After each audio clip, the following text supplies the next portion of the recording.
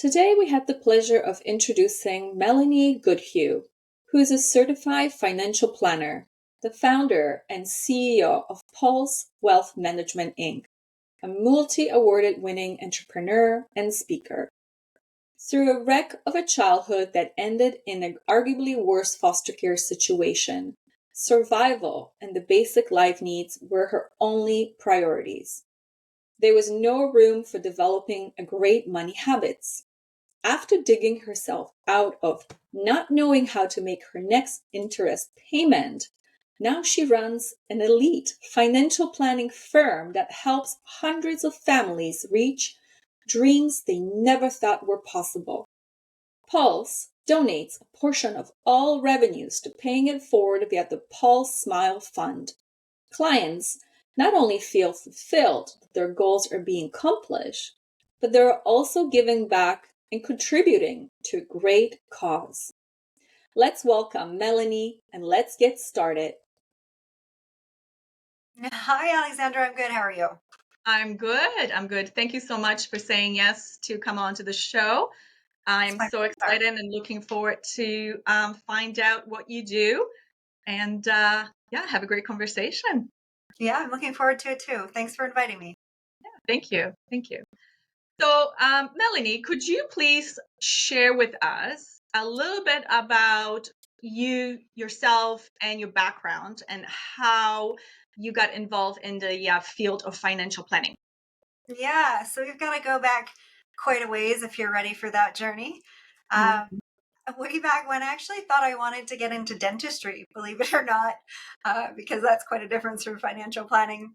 The reason I thought I wanted to get into dentistry is that I was actually born with a cleft lip and palate. It's a birth defect that affects roughly 1 in every 600 babies. And the end result, you have multiple surgeries and things like that to kind of repair everything. The end result is you end up with some pretty mangled teeth. So lots and lots of dental work has to be done to fix them. But I didn't grow up in the best environment, and unfortunately that opportunity wasn't available for me. And so when I was 14, I moved out, and I moved in with a friend and her family under foster care.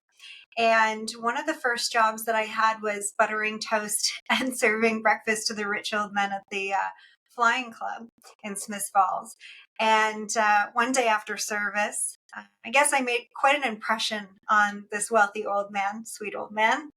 He pulled my friend's dad aside outside and he said, "Hey, listen, I was chatting with her. She's such a sweet, beautiful young girl, but I can tell she has no self-confidence whatsoever. And I'm assuming, it's because of her teeth. Is there not anything, that can be done about that?" And he said, "Well, yes, of course, but we just can't afford it." And he said, "Well, listen, you know what? I'm old. I've got a lot of money, and I really love to help people. I'd give to charity, but let's be real, you never really know where your money is going. And so I'd much prefer, to help people directly. And I'd really like to help her. So can you take her, get her teeth fixed, whatever the cost is? I don't care. Just send me the bill. I'll take care of it. And the only thing I ask is that, you don't repeat my name to anybody." That man irrevocably changed my life forever, for the better. He gave me the self-confidence that I needed to conquer this crazy world. And I strongly believe that if it wasn't for him, I just wouldn't be in the position that I'm in today. And so I made a vow way back when that one day I was going to pay that forward. And so that's what I want to do. We have a smile fund. Pulse Wealth Management has a smile fund, and a portion of all revenue goes to that. And one day we're going to be able to help an underprivileged child, get the dental work that they need that they otherwise wouldn't be able to get. Now, that's a bit about where things started. After that, I did go to schooling for dental assisting, and I wrote my board exam, and I worked in the field for all of 4 months. That's how long I lasted. I didn't have the stomach for it, and it was not my thing. I could not see myself doing that for an entire career. And so I went back to school, and I really didn't know what I wanted to do. So I just took general office admin at Algonquin because I figured, you know what? I can get into any field doing admin. I can kind of see what I like and then go from there if I want to, further my education and step into a bigger role in a particular field, then I can. Right. So that's what I did. And my first job, my first career job was really at random. I went through a hiring agency and I got placed in a financial planning firm.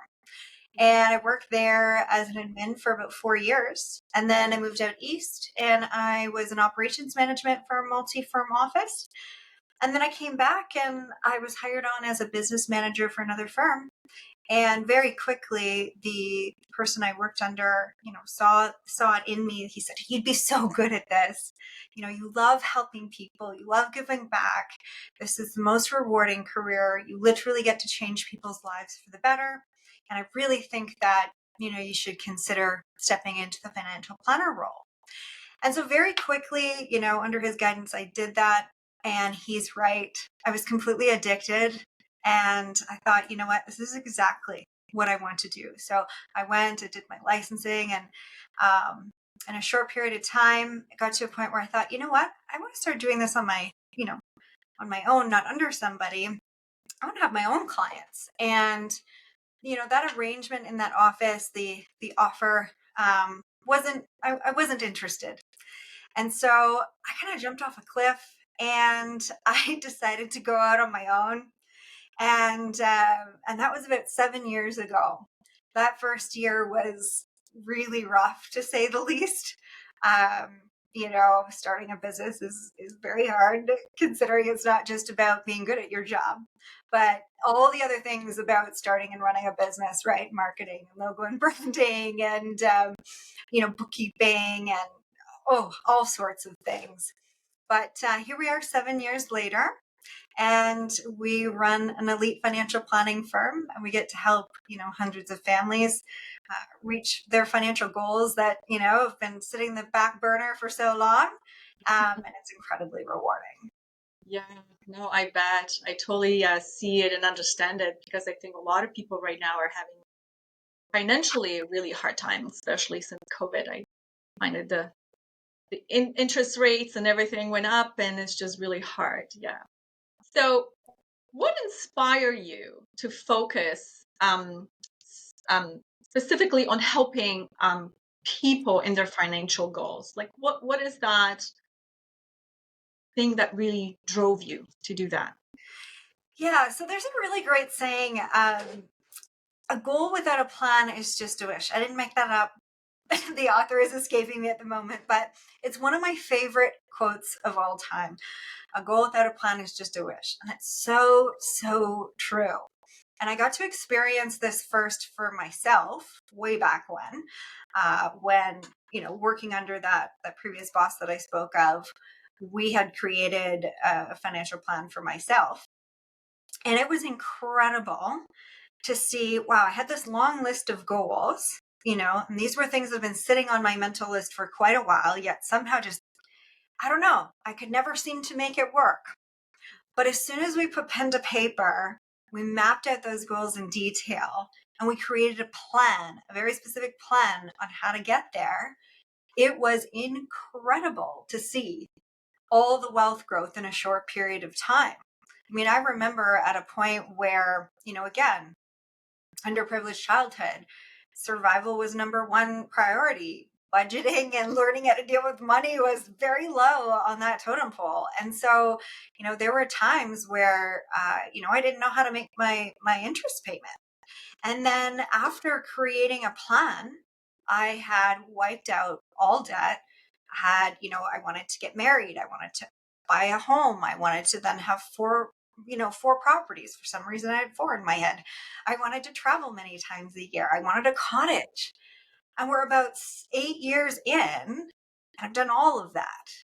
And that's the power of financial planning, because before you put pen to paper and map out those goals in specific detail and create a plan on how to get there, I really believe that a goal without a plan is just a wish.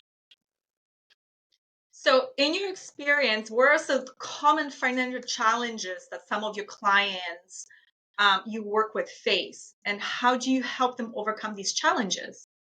Oh, okay. Well, the most common is analysis paralysis.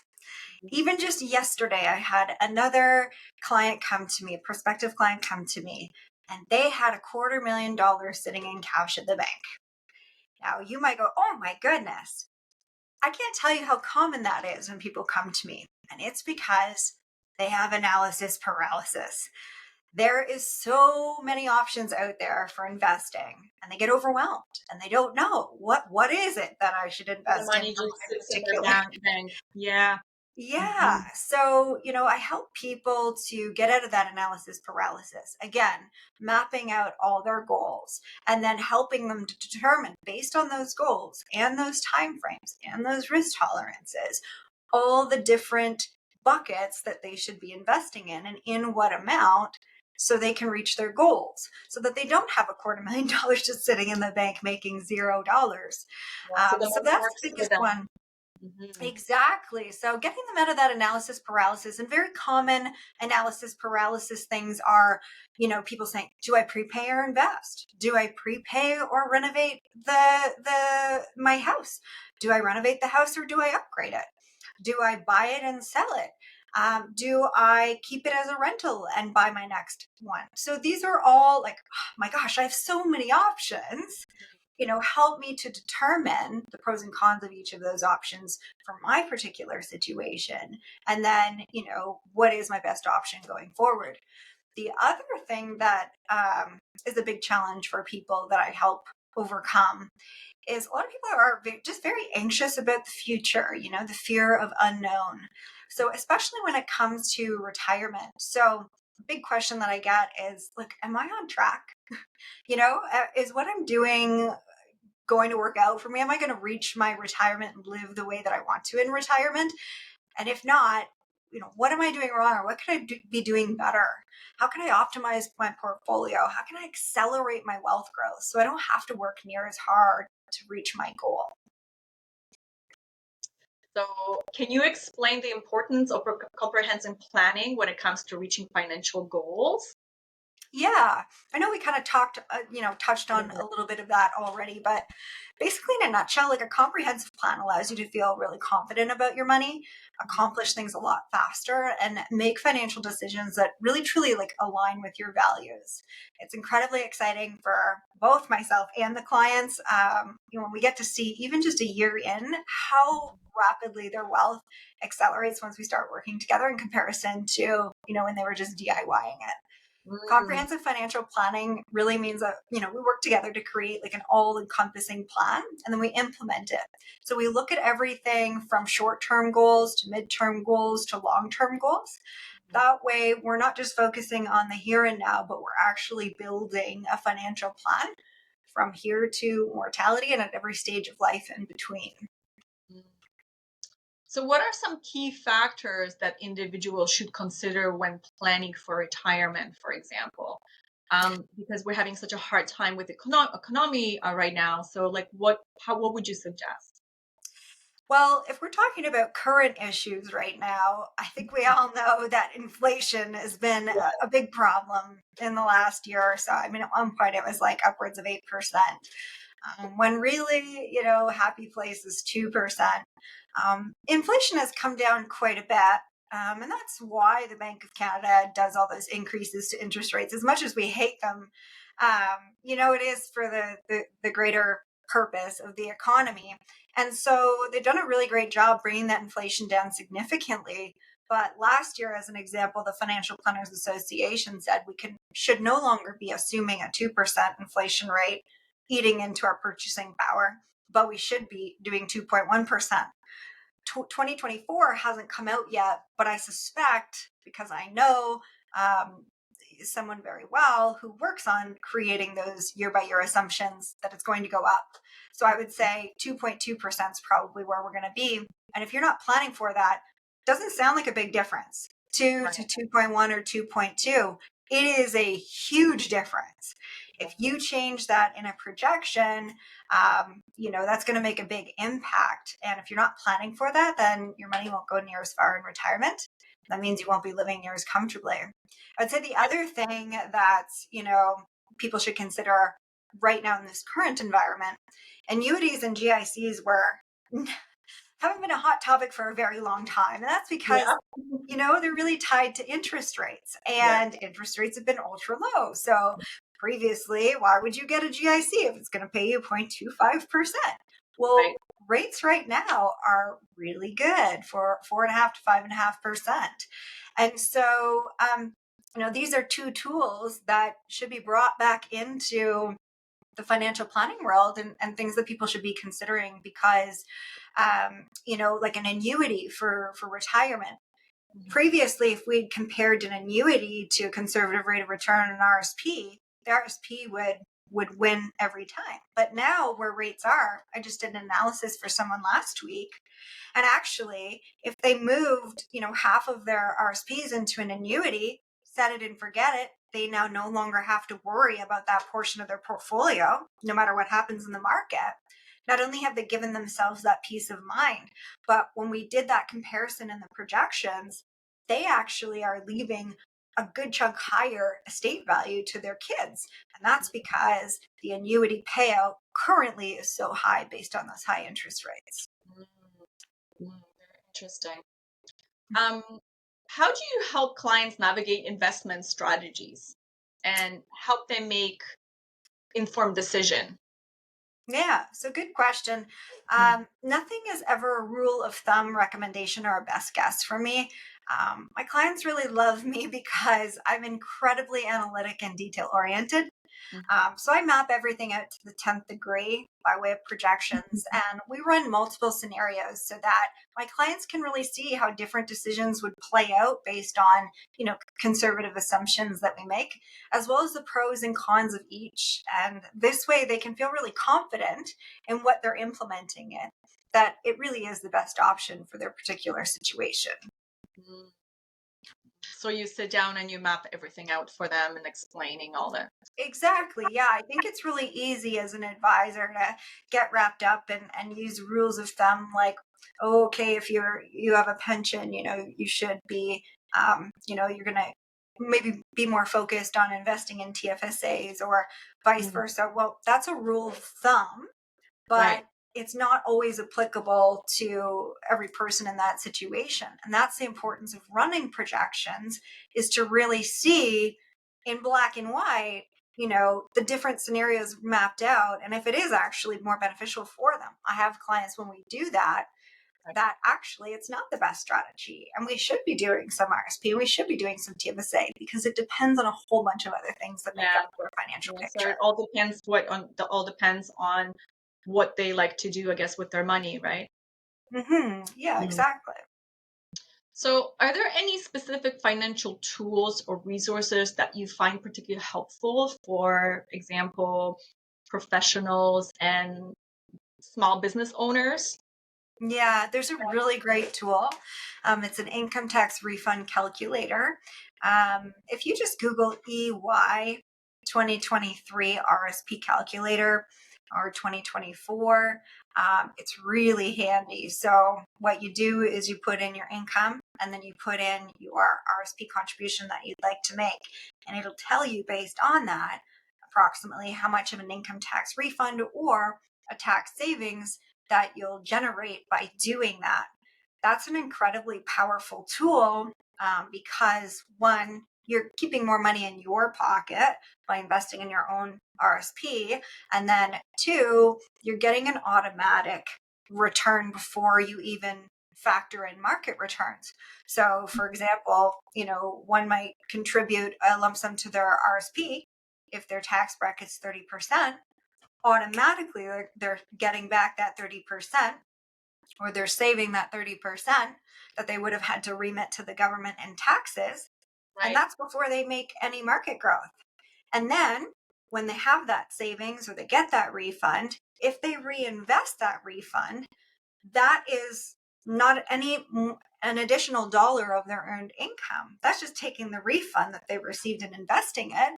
Now Yeah. they've invested that much more, and that contribution will generate a refund, and it just keeps going and going. That's why RSPs are actually one of the greatest wealth building strategies out there if you use them properly. If you don't use the refund, they're still beneficial, but if you really want to get into the rapid wealth acceleration, the greatest strategy. Take your RSP, invest it, get your refund, invest that, get your refund, get that, invest your refund. Yeah. I think a lot of people don't know how to invest in their money. I remember a friend of a friend who he's a bit older, and I remember him worked really, really hard when he was younger. He would go to the bank.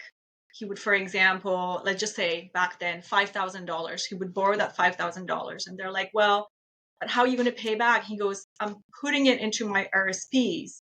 And I promised myself within 3 or 4 months, I can't remember the time frame he said, but he worked 2 jobs to make some money to pay off the bank. But that way he already contributed and put that money into his RSPs. And I think it was fabulous what he has done, because people don't know what to do. People don't know how to do it. So Yeah, so that's a loan to invest strategy. mm, Sometimes it can work really well. You do have to be a little bit careful, and it does depend on interest rates. But yeah, right, so if we use that same logic, right? If let's say he borrowed $10,000 from the bank, his interest rate's 5%. If he puts right, that in his RSP, he gets 30% back. Well, right, he's ahead 24%, right? After he's right. paid off that interest. Yeah, And again, then he's still got the excess. So he can either take that, put it towards repayment, or take that, reinvest it, and get a further refund. So yeah, it's a great right. strategy. Yeah. I just so this is a bit off topic. I'll cut this out, whatever. But I find that we need to teach children how to invest. I find that kids don't know what to do with finances. Like, I have 3 children, and we already started educating them and letting them know work how to work your money, or you know what I mean? Money needs to work for you, kind of thing. So it's like, how do you create a budget? How do you make sure that every time you go in and you spend that money, well, it's taking away from you? So yeah. Yeah, I think that's great that you're spending the time, helping educate your children. I think it's a big disservice that it's not, there's not an introductory course in, say, high school that's mandatory where, teenagers can start to learn, like, what is a mortgage? Yeah, You that's an know, everyday life. You need to know that stuff, right? yeah. What's a budget? How do you budget? Right. How does credit work? Mhm. There's just so many basics. Like, I remember in high school, I mean, I literally took one of the courses, the electives. I was able to take like hairstyling. And, if I look back, I'm like, wow, if it were a requirement to do an introductory to finance, I think that as a society, we would be a lot further ahead financially than we are now. And it's not it's coming into the school systems, which is great. But I think what you're doing is fabulous, and I think if parents can sit down with their children and just try to teach them anything that they know, even the basics, they're going to set their kids up for a lot more success than otherwise they would have financially.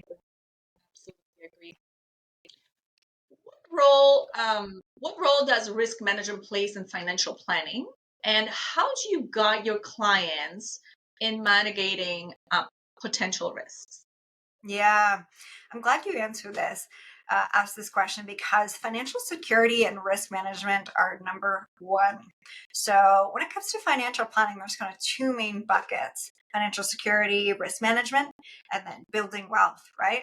We can't build wealth and just cross our fingers that life won't throw lemons at us. It's a great way to, flush your empire down the drain and tear down your whole financial plan and all the wealth you've, worked so hard to build. So it's really, really important that we, protect against the what ifs, and then we build the wealth. That way, when life inevitably decides to throw us a curveball at various points, we can just sleep at night knowing that, nothing will get in the way of the financial plan and accomplishing their goals. So a great example of this actually is about 4 years ago.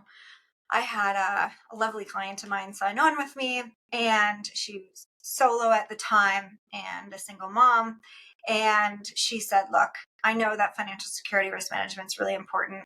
And this is something I want to put a lot of focus into. And so I mean, I do it in every plan anyway, but for her, because she was single at the time, single mom, we really kind of took that to the 10th degree. Rather than a 3 to 6 month emergency fund, we built up 9. And then in terms of insurances, we made sure that she had everything in place because her child is dependent on her. She's dependent on her. There's no backup.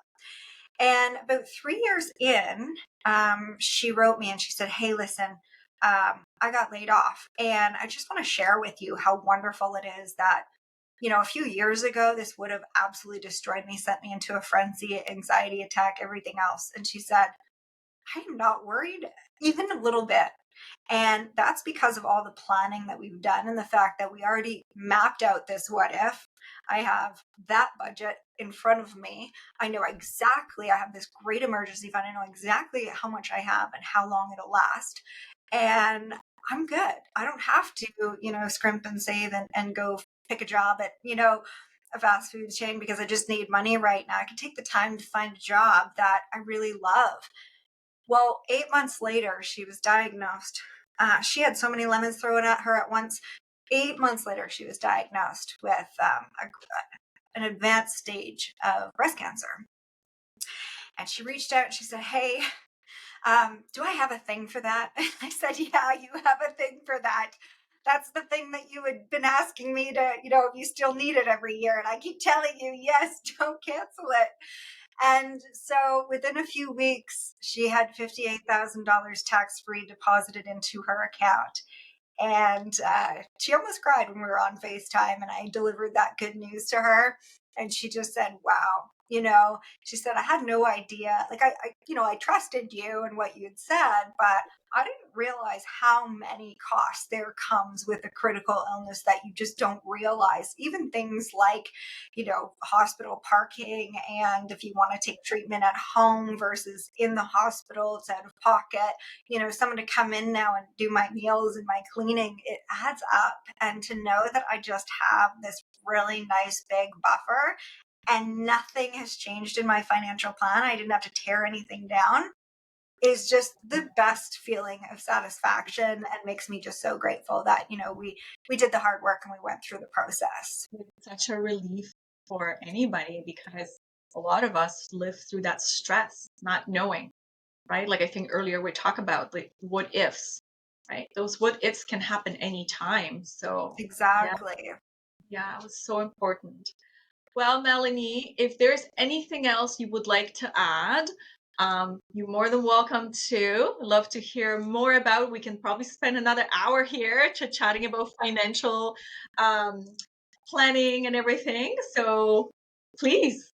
For sure. Yeah. One of the things that you had asked me about before we met was, there's a lot of people out there that know the term financial advisor, financial planner, but they don't really understand, specifically what we do and how we can help and the significant impact that we can have. So you said, do you have any stories you can share, some before and afters or some success stories, for example, of how the comprehensive planning approach has really helped your clients? So I think that's a great way to end off.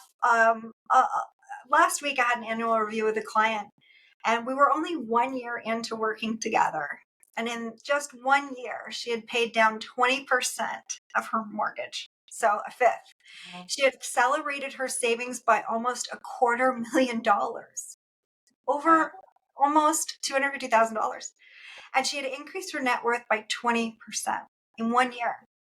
So that's the power of comprehensive financial planning. When you go from a DIY approach where you're just doing your best guess, Yeah. versus, following a plan that's been mapped out specifically for you and to rearrange your assets in a way that's going to optimize and accelerate your wealth very quickly for your situation, that's the power. The other, client that I helped recently, she's a pre-retiree. She had come to me knowing that, yes, she had done enough for retirement. She felt good about that. She felt confident in that. But she needed a plan to draw it down properly so she wouldn't, give more to the government than necessary and therefore, most importantly, leave more to her 2 disabled children when she passes. So she wanted to know if there were any investment options that she was missing in her portfolio that she should be taking advantage in order to optimize her wealth. She really wanted to see if we could do anything to just leave more to her kids. So what's really cool is that without investing one more dollar than what was already happening in her current plan, this is how we managed to move her assets into a better portfolio, and it increased her position by having 363,000 less taxes on death projected. And overall, that meant just over $500,000 more legacy left for her kids on death. So $500,000 more money to take care of her disabled children when she passes on. And again, not spending an additional dollar of what she was already doing. Oh, oh my goodness. Definitely, this is more intriguing. And I think a lot of people should actually be asking these kind of questions, right? Because this is how far we can go when we do things ourselves without knowing. So people like you, I am so grateful for you to give those information to anybody who needs it. So Thank you. Melany, thank you so much. What I will do is I will definitely post all the information on the bottom of the podcast. I appreciate everything that you said. All the information are sinking in for me as well, and I think for the viewers. So thank you again. My pleasure. Thank you so much for having me, Alexandra. It's a pleasure. You're welcome. Thank you. Bye for now.